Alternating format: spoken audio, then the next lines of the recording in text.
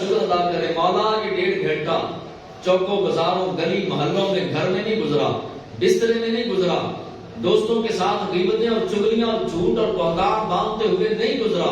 یا اللہ تیرا شکر ہے یہ 1.5 گھنٹہ تیرے ذکر میں گزرا ہے۔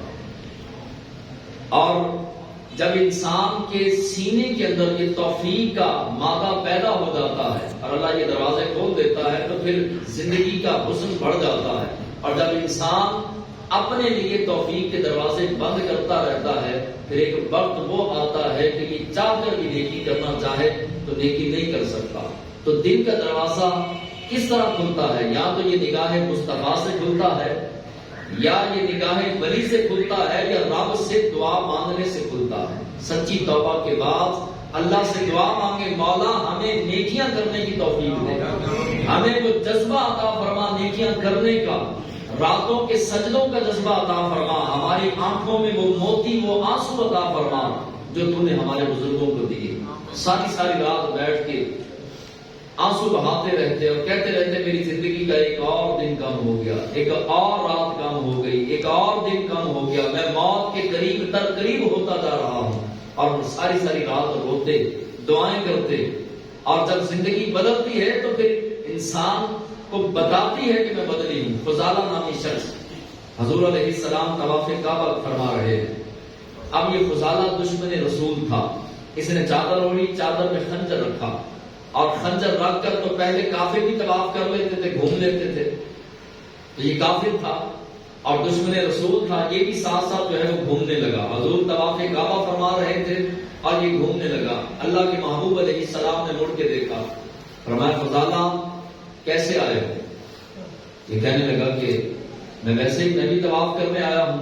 حضور نے فرمایا نہیں، سچی بتاؤ کیسے آئے ہو؟ کہنے لگا جی آپ کو میں نے بتا دیا کہ میں طواف کرنے آیا ہوں۔ تو غیب دان آقا، غیب کی خبریں بتانے والے آقا صلی اللہ علیہ وآلہ وسلم فرمانے لگے اگر تو طواف کرنے آیا ہے تو چادر کے نیچے خنجر کیوں چھپایا ہے؟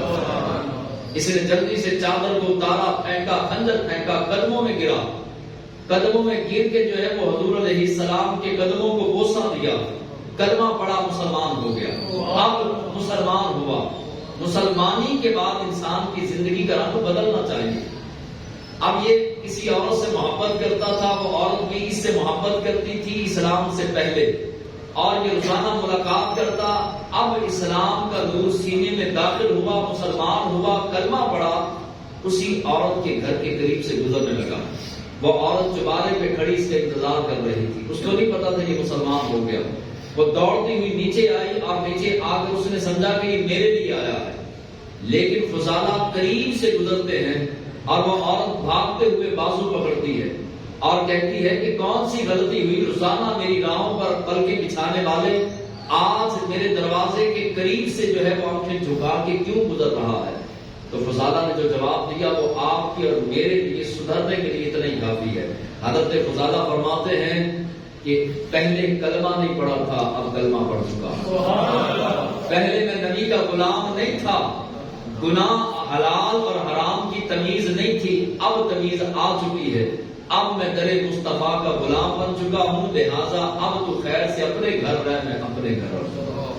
یہ ایمان لانے کے بعد اللہ اس انداز سے توفیق دیتا ہے جب دل بدلتا ہے، رنگ بدلتا ہے۔ آخری بات، حیدر کرار شیر خدا رضی اللہ تعالی عنہ رات کے وقت محو عبادت تھے، عبادت میں مصروف تھے کہ اچانک آپ کو رونے کی آواز آئی، چیخ و پکار کی آواز آئی، تو آپ نے حسن و حسین کو بلایا رضی اللہ تعالی عنہما، بلایا اور فرمایا کہ جاؤ فلاں خیمہ ہے، وہاں ایک فالج زدہ نوجوان ہے، اس کو لے آؤ۔ اب یہ دونوں مبارک ہستیاں گئیں اور جا کر کے ان کو بلا لائیں، اٹھا کے ساتھ لے آئیں۔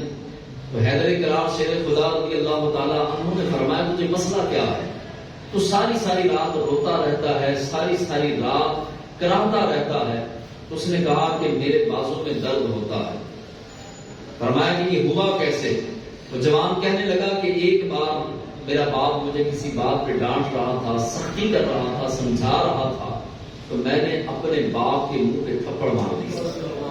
اب جب باپ کے منہ پہ تھپڑ مارا تو میرے باپ نے جو ہے وہ غصے کا اظہار کیا، چونکہ بوڑھا تھا، کچھ کر نہیں سکتا تھا۔ آخرکار چند دنوں کے بعد میرا باپ حج کے لیے چلا گیا۔ وہ طواف کعبہ کر رہا تھا، اسی وقت میرا تھپڑ میرے باپ کو یاد آ گیا۔ میرے باپ نے جو ہے وہ غصے کے عالم کے اندر اللہ تبارک و تعالیٰ کی بارگاہ میں کعبے کے بالکل سامنے یہ دعا کر دی کہ مولا میرے بیٹے کا ہاتھ شل کر دے، جو ہاتھ میرے اوپر اٹھا تھا وہ ہاتھ برباد کر دے۔ ادھر سے میرے باپ کی زبان پر یہ بد دعا نکلی، ادھر مجھے فالج ہوا اور میرا ہاتھ شل ہو گیا، کام کرنا چھوڑ گیا، فالج آیا، اور اس قدر درد اور کراہیت کے اندر اور سختی کے اندر رہتا ہوں کہ ساری رات اس درد کی وجہ سے سو نہیں سکتا۔ حیدر کرام شیر خدا علی المرتضیٰ سامنے بیٹھے ہیں۔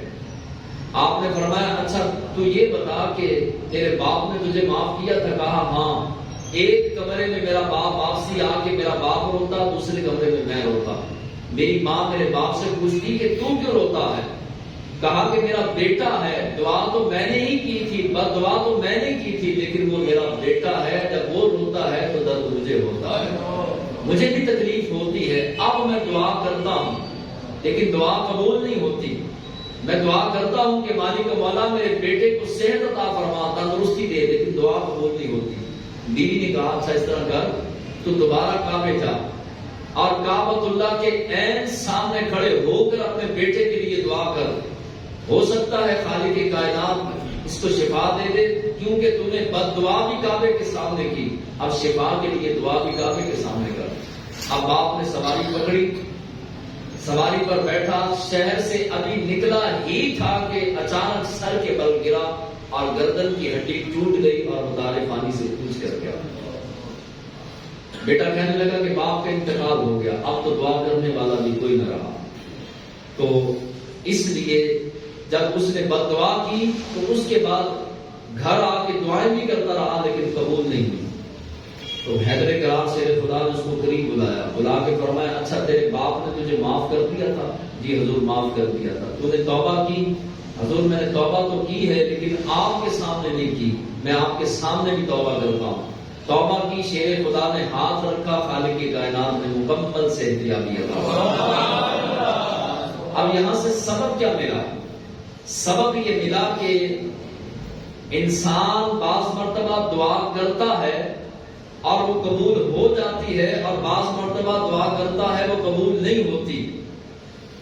انسان کو وہ اعمال کر لینے چاہیے اور وہ توفیق کی دعا رب سے کر لینی چاہیے۔ ہو سکتا ہے کہ ہم ہاتھ اٹھائیں اور ہاتھ اٹھتے ہی رب ہمارے لیے توفیق کے دروازے کھول دے، اور یہ وقت نہ آئے ہم پر کہ ہم ہاتھ اٹھائیں پھر توفیق کی جو ہے وہ بھیک مانگے، رب ہمیں توفیق ہی نہ دے اور ہمارے لیے تمام اللہ کی رحمت اور توفیق کے دروازے بند نہ ہو جائیں۔ اس سے پہلے یہ فارمولہ ذہن میں رکھیے کہ ہر روز اللہ سے دعا مانگنی ہے، اللہ ہمیں نیکیاں کرنے کی توفیق عطا فرما، مولا ہمیں نیک اعمال کی توفیق عطا فرما، اور نیکی کی توفیق کے دروازے ہمارے اوپر کبھی بند نہ کرنا۔ اور دوسرا یہ ہے کہ جب بھی نیکی کرنے کا موقع میرے ہاتھ سے نہیں گوانا، فوراً نیکی کر لینی۔ اب یہ دعا ہوتی ہے، دعا عبادت کا مقصد ہے، اگر جانا بہت ضروری ہو تو جائیے، لیکن اگر آپ کے پاس موقع ہے اور دعا میں شرکت کر سکتے ہیں، درود و سلام میں شرکت کر سکتے ہیں، تو وہ لازمی جو ہے وہ کرنی چاہیے۔ کسی بھی نیکی کا موقع ہاتھ سے آج کے بعد نہیں گوانا۔ ادارت القرآن کا مقصد کیا ہے؟ قرآن کا نور، اسلام کا نور اور رب کا پیغام، پیغام الہی کا نور، یہ سارے جہاں میں عام کرنا، یہ منصور ہے، یہ مقصود ہے ادارت القرآن کا۔ بروز اتوار